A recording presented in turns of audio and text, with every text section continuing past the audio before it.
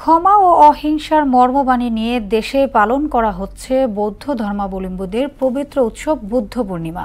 বিশেষ এই দিনটি উপলক্ষে বিহারগুলোতে পূজা, মোমবাতি প্রজ্বলন ও বুদ্ধ বাণী প্রচারের কর্মসূচি নেওয়া হয়েছে। মহামতি বুদ্ধের জীবন ও কর্মের অনুসরণের মাধ্যমে যুদ্ধোন্মুখ বিশ্বে শান্তি আসতে পারে বলে মনে করেন এই ধর্মের অনুসারীরা। এমআর আসাদের রিপোর্ট। বৌদ্ধদের প্রধান ধর্মগুরু গৌতম বুদ্ধের জীবনের তিনটি তাৎপর্যপূর্ণ ঘটনা জন্ম, বোধিলাভ এবং মহাপরিনির্বাণ সংঘটিত হয়েছিল বুদ্ধ পূর্ণিমায়। তার জন্ম, বোধিলাভ ও এই তিনটি তাৎপর্যপূর্ণ ঘটনা বৈশাখী পূর্ণিমার দিনে হয়েছিল বলে এর অন্য নাম বৈশাখী পূর্ণিমা। দিনটিকে কেন্দ্র করে বিহারগুলোতে নেওয়া হয় বিশেষ পূজার উদ্যোগ। বুদ্ধের অহিংসার বাণী প্রচার, বোধিবৃক্ষ ঘিরে থেকে শ্রদ্ধা জানান ভক্তরা, মোমবাতি জ্বালিয়ে ভক্তি জানান অনুসারীরা। তার দর্শন শান্তির দিকে নিতে পারে, আর কিছু না।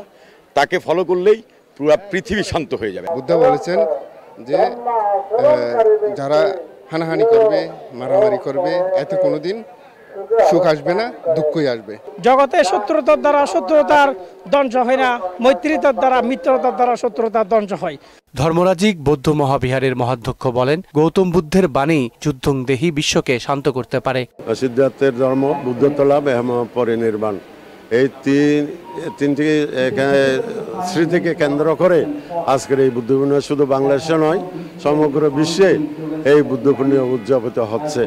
আজকের এই পৃথিবীতে তথাগত বুদ্ধের বাণী প্রচারিত হোক এবং পৃথিবীতে শান্তি ফিরে আসুক, এই কামনায় করতেছি। বাংলাদেশে সাম্প্রদায়িক সম্প্রীতি রক্ষায় ঐক্যবদ্ধ প্রচেষ্টার প্রয়োজন বলেও মত দেন তিনি। এমআর আসাদ, মোহনা সংবাদ, ঢাকা।